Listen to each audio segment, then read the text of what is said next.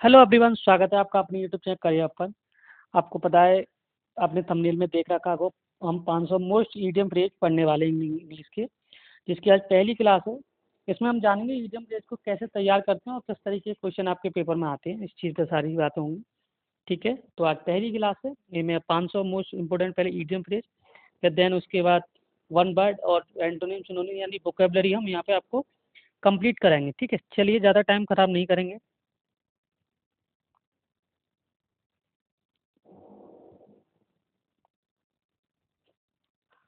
जिसका सोर्स होगा वोकेबलरी, जो ब्लैक बुक होती है उसका सोर्स है हमारा। तो पहला हमारा ईडियम है अ रेड लेटर डे। अ रेड लेटर डे का मतलब होता है एक महत्वपूर्ण दिन जिसको जिसका सबको इंतजार होता है। जैसे आपकी नौकरी लग गई तो आपके लिए वो क्या होगा, एक रेड लेटर डे होगा, वो आपके लिए बहुत इंपॉर्टेंट डे होगा। तो an important day, a day that pleasantly note बर्थी और होम मेड। ठीक है, तो रेड लेटर डे का मतलब होता है एक महत्वपूर्ण दिन। तो आप इस तरीके से, इस तरीके निमोनिक्स बना के याद करते रहेंगे और चीज़ क्लास आप ध्यान से सुनेंगे तो आपको डेफिनेटली समझ में आएगा। ठीक है, अगला ईडियम पेज देखते हैं। अगला ईडियम है gift of the gap.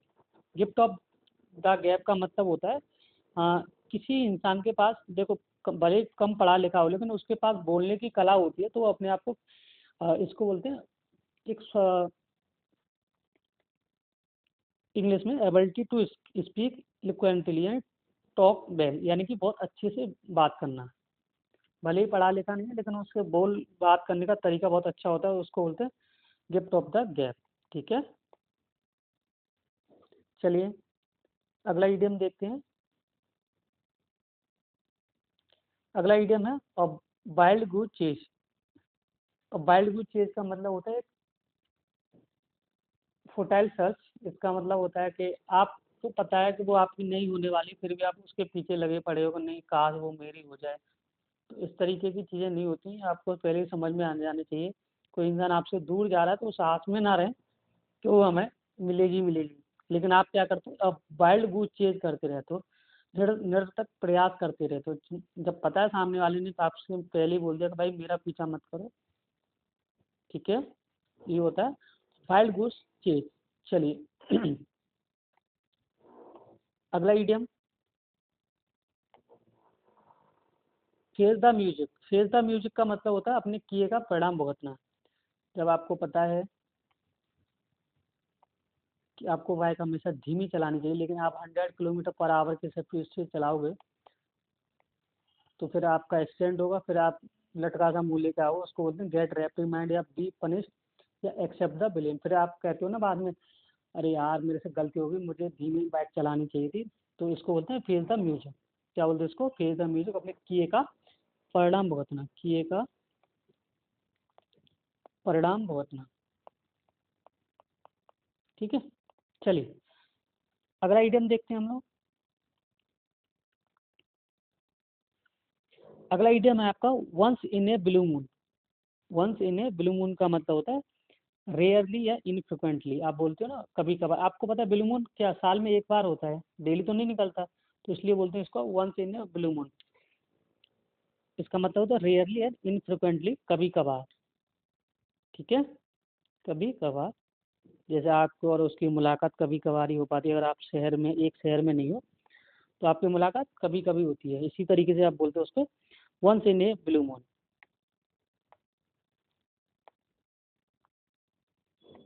Next idiom है आपका to be under the weather. To be under the weather का मतलब, अच्छा एक चीज़ मैं आपको यहाँ क्लियर कर देता हूँ, अगर जहाँ कहीं भी आपको अगर वेदर दिखाई दे, किसी भी ईडियम में वेदर दिखाई दे, तो आपको क्या करना है, ये वेदर हमेशा नेगेटिव मीनिंग कन्वे करता है। तो इसका मतलब हो जाएगा to not feel well, to feel sick और अनहेल्दी। कभी भी आपको अगर वेदर वेदर से रिलेटेड कोई मीनिंग मिले तो हमेशा वो नेगेटिव मीनिंग कन्वे करता है। ठीक है, चलिए नेक्स्ट ईडियम देखते हैं।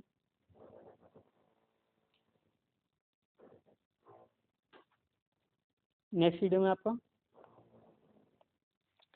To smell the rat. To smell the rat का मतलब होता है आपको पता चल जाता है कुछ दाल में काला, आपको पहले से ही संभावना होती है, आप कहते हैं ना मुझे ना सही नहीं लग रहा है आपको, आप कहीं भी जाते हो तो आपको लगता है कि ना कंडीशन ख़राब है, तो पहले से आपको आभास सा हो जाता है, तो इसको बोलते हैं सस्पेक्ट द ट्रिक और डिसीट। आपको कुछ अलग तरीके की वाइब्स आने वाले, मतलब गलत वाइब्स आना है। टू स्मेल द रेट का मतलब होता है दाल में कुछ काला होना। ठीक है, अगला इडियम है आपका अ bolt from the blue. A bolt from the blue का मतलब होता है अनएक्सपेक्टेड रिजल्ट। आपने इस चीज़ का एक्सपेक्ट नहीं किया था, वो आपके सामने हो जाती है चीज़ें, तो कहते हैं something unexpected and unpleasant, a complete surprise. आप इस चीज़ को इस तरीके से रिलेटेड कर सकते हो, आप इसको आपने किसी कॉलेज में एडमिशन लिया और आपको कोई लड़की पसंद आ गई, और आप अब उसी चिंता में लगे हुए हैं डेली कि नहीं काश वो मेरी हो जाए, और उसको उसकी आपको पता चलता है उसका पहले से बॉयफ्रेंड है, तो आप क्या करोगे? तो यहाँ पर इडियम आपका फिट होगा a bolt from the blue, यानी कि समथिंग फिर unexpected.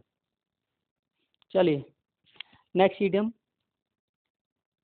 Beat around the bush. Beat around the bush का मतलब होता है घुमा फिरा के बात करना।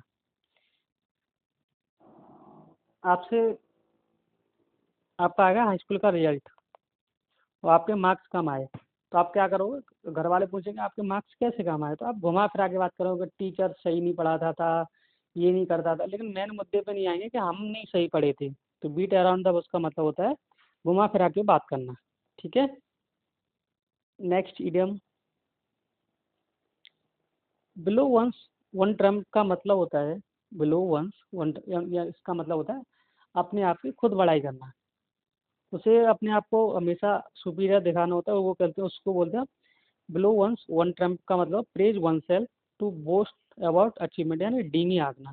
चाहे उसने अपनी लाइफ में कुछ अचीव किया हो ना किया हो, लेकिन अब वो क्या करता है हमेशा डींगी हाँकते रहता है। Praise oneself to boast about achievement. ठीक है, नेक्स्ट इडियम